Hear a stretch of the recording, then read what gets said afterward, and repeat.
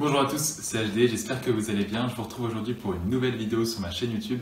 Une vidéo qui devrait vraiment aider toutes les personnes qui veulent travailler en finance et plus particulièrement en banque d'affaires, donc que ce soit en M&A, en private equity ou en transaction services par exemple. Cette vidéo va traiter d'un thème qui est très récurrent en entretien pour tous les métiers que je viens d'énoncer. Et ce thème est lié donc au cas comptable. Il existe plusieurs cas comptables qui sont régulièrement posés en entretien, dont je pense un qui est le plus connu d'entre tous, et c'est celui dont je vais vous parler aujourd'hui. Mais avant de commencer cette vidéo, petite intro.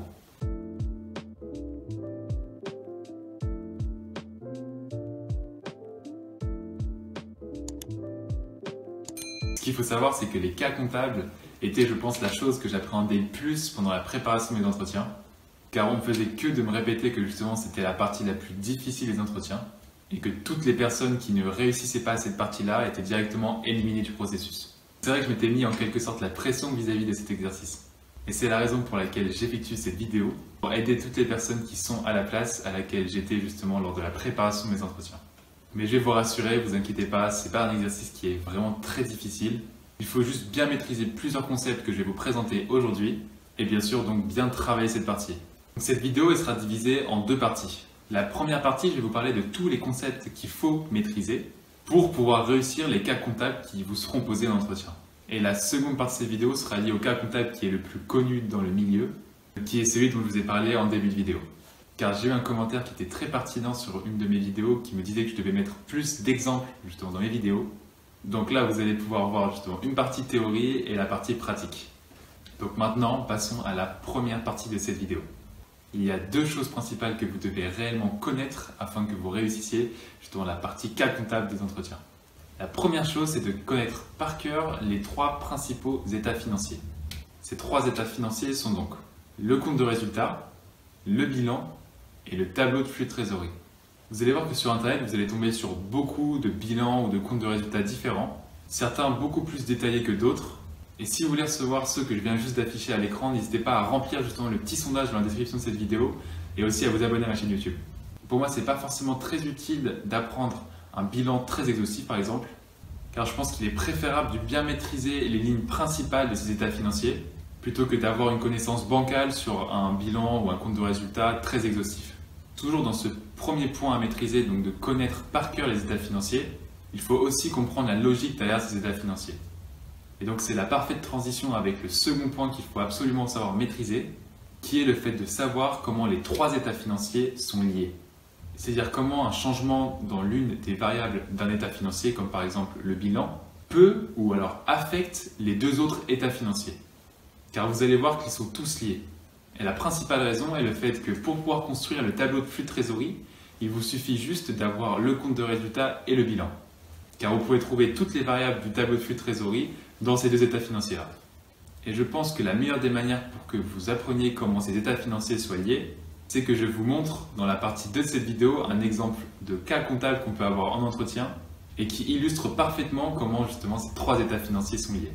Le cas comptable que je vais vous présenter aujourd'hui est le suivant.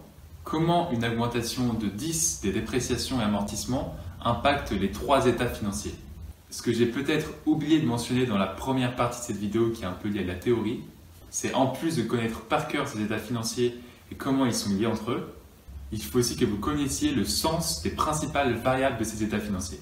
Et ça se fait réellement avec de la pratique et on a une certaine curiosité quand vous voyez un mot que vous ne compreniez pas, d'aller directement le chercher sur Internet. Et c'est ce que je vous invite à faire pour justement ce qu'est une dépréciation et une amortisation. Je pense que je vais mettre des screenshots d'un Excel avec les états financiers pour illustrer cet exemple. Donc tout d'abord, ce qu'il faut que vous sachiez, c'est donc les dépréciations et amortisations sont considérées comme une charge et donc sont présentes au sein du compte de résultat. C'est donc une variable qui diminue le résultat net. Sauf que ce qu'il ne faut pas oublier, c'est aussi ce qu'on appelle le tax shield. C'est donc le fait que la diminution ne s'effectuera pas de 10, mais de 10 facteur de 1 moins le taux de l'imposition de la société. Donc à ce moment du cas comptable, si la personne ne vous a pas donné cette information-là concernant le taux d'imposition, vous avez deux options, soit vous pouvez lui demander, ou soit vous pouvez émettre une hypothèse comme quoi par exemple le taux d'imposition est de 40%. Et donc nous, on va partir de cette hypothèse-là pour cet exemple. Donc concernant le compte de résultat, une augmentation de 10 des dépréciations et amortisations baisse le résultat net de 6 grâce à ce qu'on appelle le tax shield. Et ce que j'ai oublié de préciser au début de cet exemple, c'est qu'il faut toujours, lors de ces cas comptables, commencer par le compte de résultat, ensuite aller au tableau de trésorerie et finir par le bilan. Et c'est ce qu'on a fait ici. Donc on a commencé par le compte de résultat et voir comment cette augmentation l'a affecté. Et donc maintenant passons au second état financier qui est le tableau des flux de trésorerie et voir comment cette augmentation l'impacte. Donc cette augmentation des dépréciations et amortisations va directement affecter le flux de trésorerie de l'activité de la société. Car comme vous pouvez le voir justement sur le screenshot de l'Excel, la formule des flux de trésorerie de l'activité de la société comprend, entre autres, le résultat net auquel on rajoute les non-cash expenses, et donc en l'occurrence on rajoute les dépréciations et les amortisations. On sait que dans notre exemple, le résultat net a été impacté et baisse de 6 à cause de cette augmentation, et que les dépréciations et amortisations, elles, augmentent de 10, et donc la somme de ces deux variables donne plus 4. Donc en conclusion, le flux de trésorerie de l'activité de la société augmente de 4. Donc si on prend en compte que cette augmentation de dépréciation et amortisation, le cash de la société augmente de 4. Maintenant passons au troisième et dernier état financier qui est donc le bilan. Et là, vous devez toujours diviser le bilan donc en deux parties. D'une part les actifs et d'autre part le passif de la société. Il faut traiter donc les deux séparément et voir à la fin si les deux sont balancés. Et donc si globalement les impacts sur l'actif sont les mêmes que sur le passif. Pour les actifs, on sait que les immobilisations nettes baissent de 10 car les dépréciations et amortisations augmentent elles de 10. Ça veut donc dire qu'en gros, les immobilisations de la société ont perdu 10 de valeur, mais il faut rajouter cette baisse de 10 d'actifs par l'augmentation aussi d'un autre actif qui est le cash, qu'on a pu constater au niveau des tableaux de flux de trésorerie. Et donc si vous faites la somme moins 10 plus 4, vous trouvez que l'actif de la société baisse de moins 6. Maintenant passons au passif. La seule variable du passif de la société qui va changer est liée au résultat net, qui lui, comme on a pu constater dans le compte de résultat, a baissé de 6.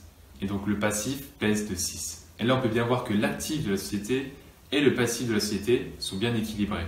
Car l'impact de l'augmentation de 10 de dépréciation et amortisation est le même, donc moins 6 pour les actifs et moins 6 pour le passif.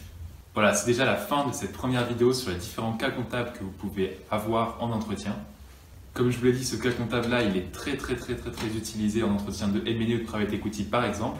Donc je vous conseille réellement de l'apprendre presque par cœur et bien sûr de comprendre la logique derrière ces différentes étapes. Et je voulais aussi vous donner un autre petit conseil. Pour ces cas comptables-là, ça ne sert à rien de faire un petit jeu d'acteur et donc de faire comme si vous cherchez les réponses alors que vous la connaissez par cœur. Moi, ce que je vous conseille, c'est vraiment que vous soyez entre guillemets une machine. C'est-à-dire que si on vous pose cette question-là, directement vous répondez. Et donc, comme je vous l'ai dit, vous suivez d'abord le compte de résultat, ensuite tableau de flux de trésorerie et pour terminer le bilan. Voilà, ça montrera que vous avez bien préparé vos entretiens et que vous connaissez et maîtrisez ces 3 états financiers. Voilà, si la vidéo t'a plu, n'hésite pas à la liker et aussi à t'abonner à ma chaîne YouTube, ça me ferait vraiment plaisir et ça motiverait beaucoup à sortir ce genre de contenu. Sinon, je te souhaite bon courage dans la préparation de tes entretiens. Je vous souhaite à tous une excellente journée, une excellente soirée. C'était HD. Ciao.